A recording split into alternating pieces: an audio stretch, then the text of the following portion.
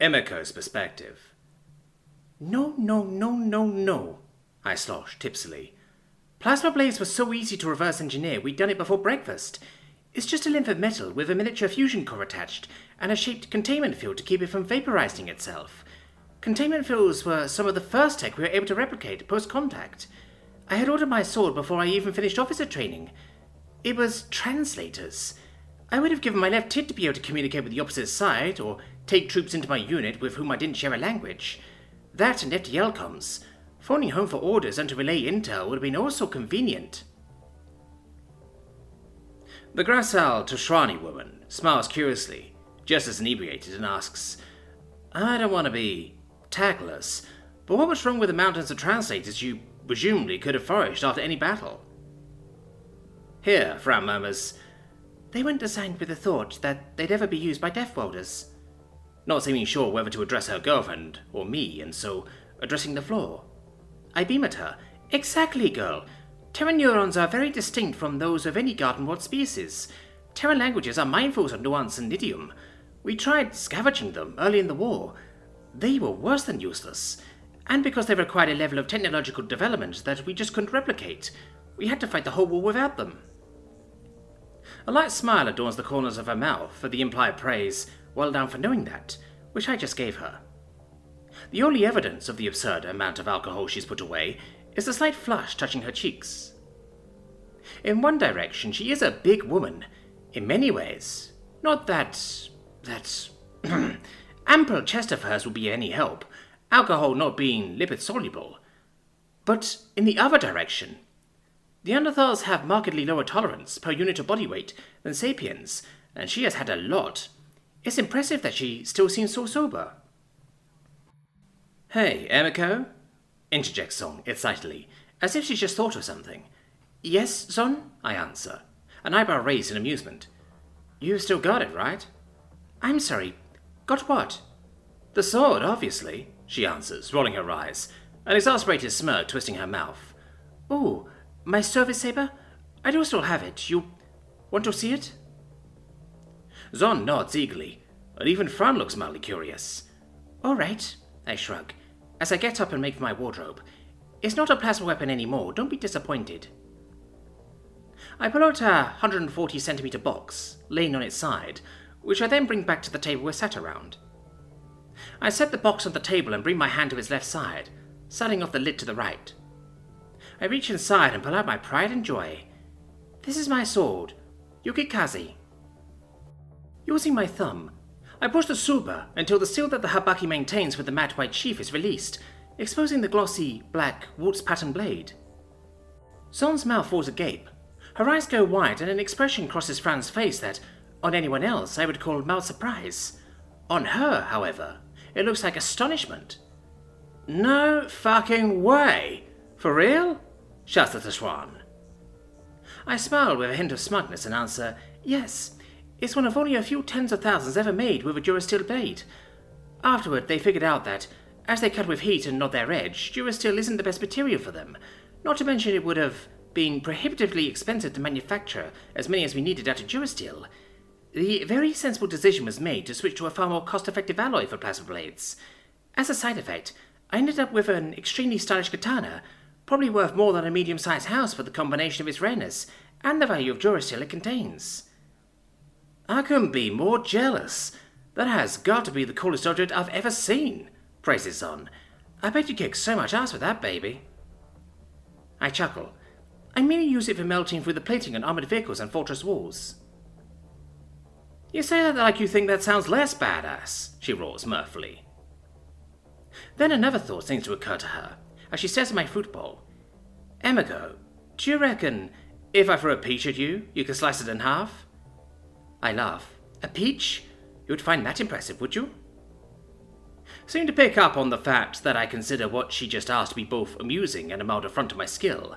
She defends, I've got quite a pitch, in demonstration, extending her long, slim arm, which, like the rest of her, looks like that of a sapiens put through a taffy puller.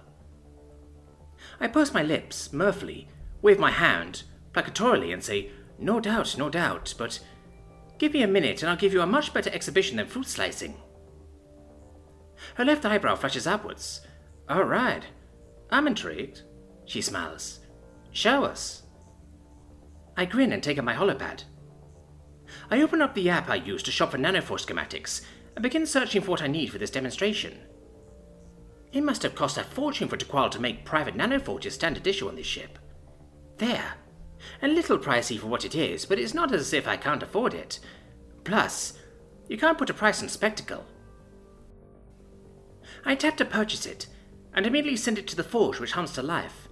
I hesitate a moment, but then decide that it's best to play it safe, and so send a pair of safety glasses to print as well. Definitely a good idea, given the quantity of alcohol we've all consumed. A few seconds more of the two girls looking curiously at my nanoforge before I stand to retrieve the object. I pick it up and examine it a moment before extending it, handle first to Zon. What's this? She frowns. It's a pellet gun, I answer. It should shoot a metal pellet, 44 meters in diameter, at a little over 300 kilometers per hour. And what do you want me to do with it? Instead of answering, I smile and walk over to the back corner of the room with my katana, unfold the safety goggles and put them on. The red-haired and raven-haired women stare, disbelieving, for a few more moments before Zon exclaims, No, you're not serious, not on my best day. You reckon you could hit a 4mm ball travelling at more than 300 kilometers per hour? I smile. Well, I haven't done it since uni, and I don't think I've ever done it quite as close as this, so I can't promise to get it on my first try, but yes, I know I can. This was part of my final exam in Kenjutsu at 17, so it should still be locked in my kinesthetic memory. She laughs, obviously having a little trouble believing, shrugs and rises to take position in the opposite corner of the room, pulling Fran along behind her, as much as one can pull a 1/6-ton woman. She turns around, effortlessly adopting the weaver stance, despite her intoxication, in a way that screams that she's had 1,000 times as much training as any subordinate I commanded in the war, though she's never been called on to truly use any of that training in anger. So, on your left? She asks, wiggling the barrel back and forth to indicate that she wishes me to instruct her. Yes, actually, one moment, I say, having just realized that my yukata, though comfortable, was not really designed for martial arts. I unfasten the obi and drop it to the floor, shortly followed by the yukata itself. You're joking, guffaws Zon, dropping the gun to her hip. That's what you were wearing before we showed up? You were just chilling out in a gossamer black chemise with red lingerie clearly visible through it? Are you a living advertisement for one of those ad cycles where companies are selling everything with sex? I shrug. I like to feel pretty. Plus we just spent all day at the beach together. My bikini was far more revealing than this. True, it showed more skin, but like Mouse said, it's the mystery creating the allure. Like, when you're in a bikini, I'm like, yeah, sure, that's a stomach. It's sexy, whatever. But when you put a mostly opaque bit of clothing over that stomach, when you make me feel like I'm catching a glimpse of something I'm not really supposed to see, it becomes 100 times sexier. I snort and chuckle before raising my sword slightly, and worry asking, You still want to see how good I am with this, or are we on to the portion of the evening where we compliment each other's underwear? Why not both, she quips, but then raises the pellet gun back to shoulder level. You want me to count you in? I shake my head. Not necessary. Just shoot whenever you're ready. With one last exhale, she squeezes. Before the trigger is even fully depressed, Yukikaze is clearing his sheath. My eyes have already calculated exactly where, in space, he needs to meet the pellet, and train my body to put him there without ever seeing the ball. My conscious mind has effectively no input into the procedure. If I try to visually process where the ball was, then meet it, I will be late to respond every time. Instead, I've got to intuitively calculate ahead, and just trust that my calculations are correct. Ping! It's the sound of the ball hitting the edge, followed by the two parts hitting the wall behind me, then the floor and audibly bouncing. The two women stand with their respective expressions of amazement adorning their faces. Zon with her eyes wide and her mouth agape, Fran with her lips slightly parted and eyebrows raised. Well, I couldn't see that, but I heard it. I know that you successfully drew that sword and hit the ball, at least, says Zon, still in bewilderment. I perform a noto, with a tiny bit more flourish than I really need to sheave Yukikaze, turn around and, after a little searching, I'm able to locate the remains of the pellet. Ah, did manage to hit it dead center. It looks like about an 80-20 split, I say disappointedly, as I examine the fragments. Oh, you hear that, Fran? Just an 80-20. She did manage to hit it dead on. How lame, laughs Song sarcastically, as the three of us return to our seats. I drop the imperfectly split pellet parts where they can see them, and she places the gun on the table, a little more forcefully than I suspect she would if she were sober. Fran looks confused a moment before Zon playfully bends down to kiss the top of her head and clarifies, "Sarcasm, sweetie. It was very impressive." "I used to be able to hit it dead on," I smile. "Yeah, but you said you hadn't done this since uni. That's, 30 years? 32? I shake my head. "I didn't graduate until I was older than you are now. A few weeks before my 18th was when the Paloma was destroyed and the war truly began. For personal reasons, I was in the recruitment office the day of my birthday. I got scouted for officer training, lost an eye about 4 years in and another 10 months before the war ended. Spent about 13 months on the waiting list to get them regened afterward, and only then started thinking about applying for higher education. So it was only about 21 years since I last pulled out that party trick." "Oh, shit. Sorry," she says with an apologetic grimace. I wave my hand and smile. "Ancient history. Don't worry about it." She nods appreciatively and continues. "Still, the fact that you can do it at all, after more than 2 decades, the fact that you could ever do it in the first place, that's like a legit superpower." "That's very flattering, thank you," I answer sweetly. Here, Fran asks, "That's why your eyes are purple?" Marking probably the 6th sentence she's spoken since she crossed the threshold of my room. "Exactly. They hadn't perfected regen yet, so my hair ended up silver and my iris purple." I smile warmly, causing her mouth to do that adorable and almost imperceptible upwards curl again. "Oh, wow. I kind of feel bad now," says Zon, biting her lip. "Why do you feel bad, girl?" I ask mirthfully. "Well, I sort of just assumed you purposely got them modded that way to contribute to the whole..." She splays her long fingers and waves the tips vaguely over my body. "MILF aesthetic you've got going on." I burst into laughter. "MILF aesthetic? My, you're a brave one." "You don't think you've got a MILF aesthetic?" she asks curiously. I consider a moment. "I suppose as much as one can have a MILF aesthetic, with the face of a woman in her 20s, but that's not how I would have thought of it. You're partly right that my image is somewhat cultivated. Just as an example, I could have had my eyes and hair put back to normal after Terran regen had been refined. It would have been covered by the UTCM as veteran care, but by then I'd sort of grown into them. I'd come to think of them as enhancements rather than blights or mistakes. As I said, I like to feel pretty, and so I own and wear a lot of nice clothes. In my defense, I spent the entire war wearing nothing but cold weather fatigues and white-painted combat armor, so I feel as if I've earned the indulgence of wearing nice clothes for the rest of my life.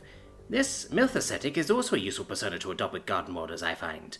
The belligerents are my half-sister, my father and... I gesture to the photo of my younger self. Her. It's all well and good if you want to intimidate a garden modder into doing what you want, but if you want to charm them, you'll need to be, well, charming. That's a lesson I learned while I was commanding the occupation of Vistrith. Zon looks thoughtfully at me, tapping her long index finger against her chin. Eventually she inquires, "I'm sorry, did you just say you commanded the occupation of an entire planet? I mean, I've never heard of that one, so I assume it's not like a major hub world, but still. You can't have been more than, 25? How did that happen?" I give a mirthless smile and answer, "It's a lot easier to get promoted in a total war. Often the only qualifications necessary are you nearby and do you have a pulse?" "You forget, are you the kind of badass who can cut bullets in half with her sword?" shoots back Zon, with a wry cock of her eyebrow. I wobble my head consideringly. I'm not saying I wasn't a good soldier, but a good soldier is not necessarily the same as a good commander. You still managed to command your way into a planetary surrender. Not bad for a not necessarily good commander, counters Zon. Fair point, I allow. It may not have had everything to do with the fact that, of the people in that photo, a quarter were dead within the year, and more than half would not survive the war. Holy shit, for real? Cries Zon, looking to the crowd in horror. I'm so sorry. That must have been really hard for you, she laments sympathetically. It certainly wasn't easy, but you do sort of go numb to it after a while. Well, I did at least. Anyway, as I said, ancient history. Do you talk to them still? Asks Fran softly. The survivors? Yes. I point to Fang. Do either of you recognize this gentleman? They both squint at the wolfman before Zon goes, "OMG, isn't that?" She snaps her fingers, struggling to remember. "I forget his name, but like fourth in charge of the UTCHC. I nod. "Well done. Of course, the humanitarian corps don't go in for strict hierarchy, but you're right that he's de facto in a position of some seniority. His name's Fang Doglao, by the way. He and I regularly still chat over Hollow, and that," I point to the heavily featured face of the 10,091st best sniper. "I don't expect you'll recognize him, Zon, but Fran?" Fran's mossy, dark green eyes squint at the photo.